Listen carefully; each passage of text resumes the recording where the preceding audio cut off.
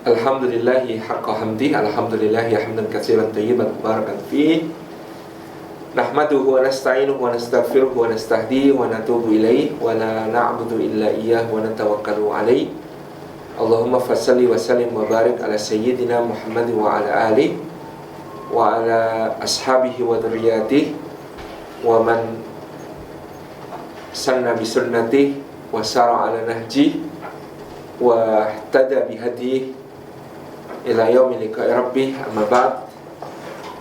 Hadratul mukarramin yang kami hormati, segenap pimpinan PT Telkom regional dan seluruh jajaran manajemen, juga seluruh pengurus majelis taklimnya, beserta rekan-rekan semuanya, peserta kajian kita yang mudah-mudahan senantiasa dalam naungan rahmat Allah Subhanahu wa taala.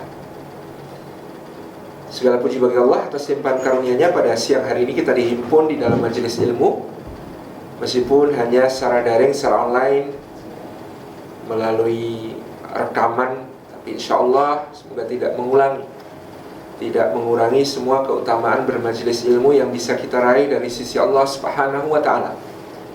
Semoga setiap langkah yang kita tempuh hari ini menjadi pemudah jalan kita semua menuju ke surga.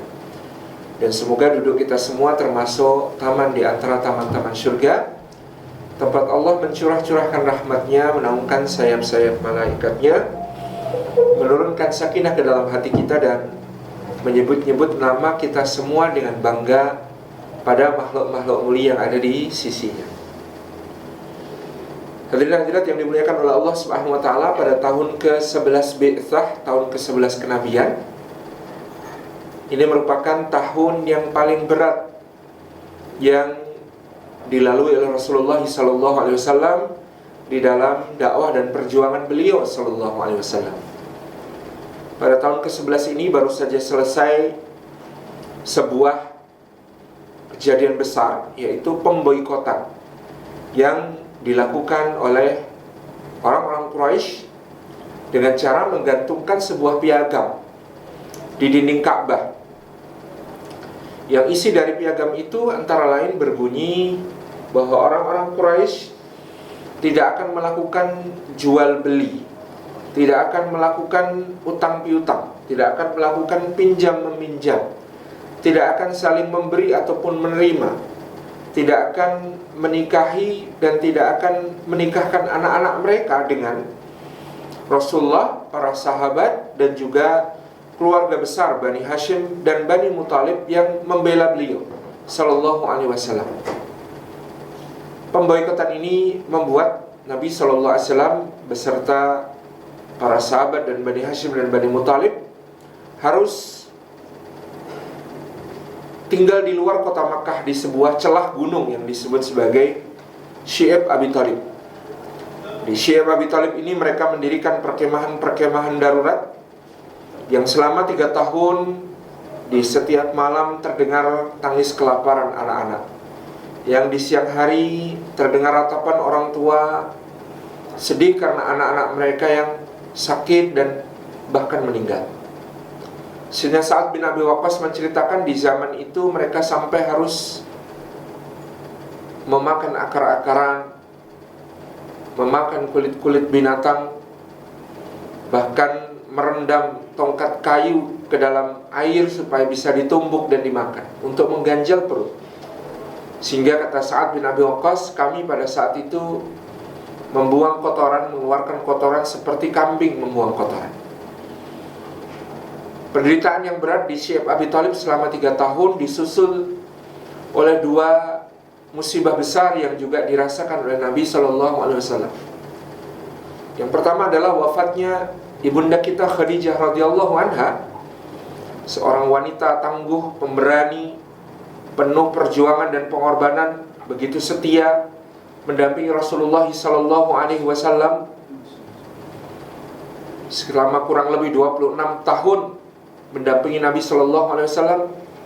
Khadijah telah memberikan segalanya, memberikan jiwa raga dan kehormatannya untuk membela beliau dan perjuangannya, memberikan dan mengorbankan seluruh hartanya sampai habis nyaris tanpa sisa untuk mendukung perjuangan suaminya di jalan Allah Subhanahu wa ta'ala. Dan Khadijah wafat dalam keadaan yang sangat berbeda ketika dia memulai hidup dengan Rasulullah SAW sebagai seorang saudagar kaya raya. Beliau wafat dalam keadaan kemiskinan dan nyaris tidak memiliki apa-apa. Nabi SAW juga ditinggal meninggal oleh pamannya Abu Talib, yang juga telah membela Nabi SAW dengan kedudukannya sebagai pemimpin Bani Hashim dan Bani Muthalib, yang terus-menerus memperisai dan mempertahankan, menjaga dakwah Rasulullah SAW dari gangguan orang-orang Quraisy. Selama Abu Talib hidup, pribadi Nabi SAW tidak ada yang berani mengusik dan menyentuhnya.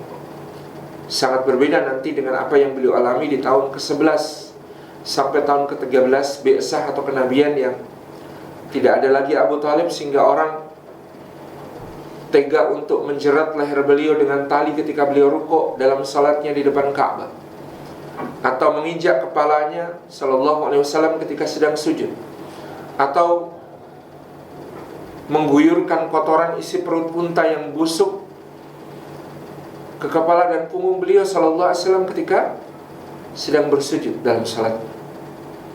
Abu Talib meninggal dalam keadaan belum sempat beriman, belum sempat bersyahadat bahwa tidak ada ilah selain Allah dan Muhammad sallallahu alaihi wasallam adalah utusannya. Ini menambah berat beban duka cita pada diri Rasulullah SAW. Di tahun ke-11 itu pula kota Makkah seakan-akan sudah tertutup rapat semua pintunya terhadap dakwah. Diperkirakan tidak akan ada lagi orang Quraisy yang akan bergabung dengan Islam. Tidak lagi sosok, tidak ada lagi keluarga, tidak ada lagi orang yang prospektif untuk diajak beriman, diajak berislam. Sehingga pada tahun itu pula Nabi SAW mencoba untuk membuka wilayah dakwah baru. Dengan berjalan kaki beliau menuju ke Taif, sebuah kota yang terletak kira-kira 95 km di sebelah tenggara kota Makkah. Kota yang sejuk, kota yang asri, kota yang dingin di atas pegunungan, dataran tinggi. Di kota itu pula orang-orang Makkah banyak memiliki tempat-tempat peristirahatan. Di kota itu pula anggur, kurma, mawar, dan berbagai macam hasil pertanian lainnya sangat banyak, makmur, dan bahkan khamar-khamar terbaik dihasilkan juga dari Taif. Ke kota itu Nabi menuju menemui pemimpin-pemimpin mereka. Ada 3 bersaudara, Abdul Yala'il bin Amr, Abdul Kilal bin Amr, dan Mas'ud bin Amr. Kepada mereka beliau menawarkan Islam, mewartakan risalah, menyampaikan Al-Quranul Karim. Lalu orang pertama berkata, "Wahai Muhammad, tirai Ka'bah tersobek kalau sampai Allah mengirim utusan Rasul di sini. Nabi-nabi itu adanya di Baitul Maqdis, adanya di Jerusalem, bukan di sini. Keluar dari rumahku segera sebelum aku kerahkan orang-orang untuk mengeluarkan." Orang kedua mengatakan, "Aku tidak mau bicara denganmu, wahai Muhammad, karena kalau engkau seorang nabi, aku takut aku mendustakanmu lalu datang azab. Tapi kalau kau bukan seorang nabi dan itu yang lebih kuyakini, maka lisanku terlalu mulia untuk bicara dengan pendusta." Orang ketiga mengatakan, "Kalau ada nabi diutus oleh Allah, maka yang paling pantas adalah aku atau Walid bin Mughirah di Makkah. Sementara engkau, wahai Muhammad, engkau tidak punya kapasitas yang diperlukan untuk menjadi seorang nabi. Tidak kekayaan, tidak kekuasaan, tidak pengaruh, tidak kecerdasan, tidak apa-apa. Tidak ada apa-apa." Maka Nabi SAW diusir. Tapi beliau dengan gigih selama 3 hari mendatangi setiap orang, mengetuk setiap pintu, berbicara kepada semua, baik dengan sembunyi-sembunyi maupun terang-terang, baik dengan pribadi demi pribadi maupun dalam kumpulan. Nabi SAW sampaikan ayat-ayat Allah, peringatan bahwa tidak ada ilah selain Allah dan Muhammad SAW adalah utusannya, bahwa telah mendekat hari kiamat dan mereka yang menemui kematian akan mempertanggungjawabkan amal perbuatannya di hadapan Allah Subhanahu wa ta'ala, dan Allah tidak menzalimi seorang pun sedikit.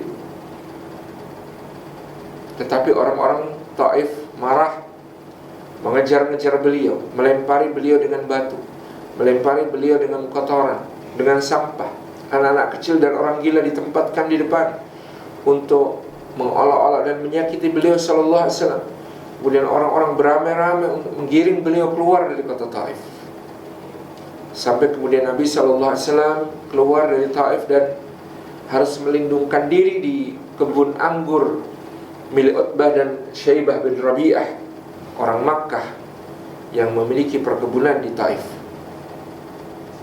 Pada saat itulah Nabi sallallahu alaihi wasallam bersandar di salah satu perambatan pohon anggur, mengangkat talangannya ke langit, dan Nabi sallallahu alaihi wasallam berdoa kepada Allah Subhanahu wa ta'ala, Allahumma inni asku ilaika dha'fa quwwati wa qillata hilati.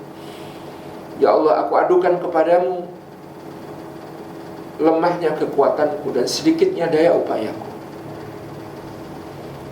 Nabi sallallahu alaihi wasallam dalam keadaan kelelahan, terluka,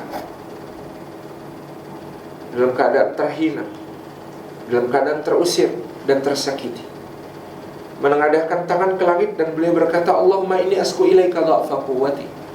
Ya Allah, aku adukan kepadamu lemahnya kekuatanku, wa qillata hilati, dan lemahnya sedikitnya daya upaya.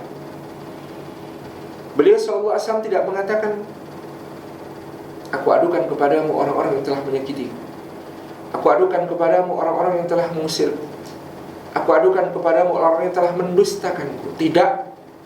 Nabi sallallahu alaihi wasallam dengan begitu tawadhu, dengan begitu merendah, dengan begitu merunduk di hadapan Allah, tanpa dendam, beliau berkata, aku adukan kepadamu sedikitnya daya upayaku, lemahnya kekuatanku.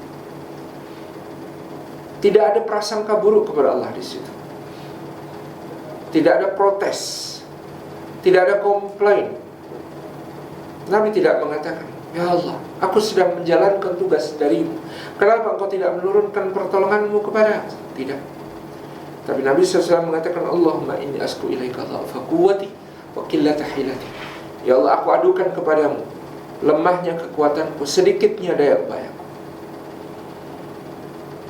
Pada saat itu Syaibah dan Utbah berada di kebunnya, merasa iba melihat Nabi sallallahu alaihi wasallam diperlakukan demikian.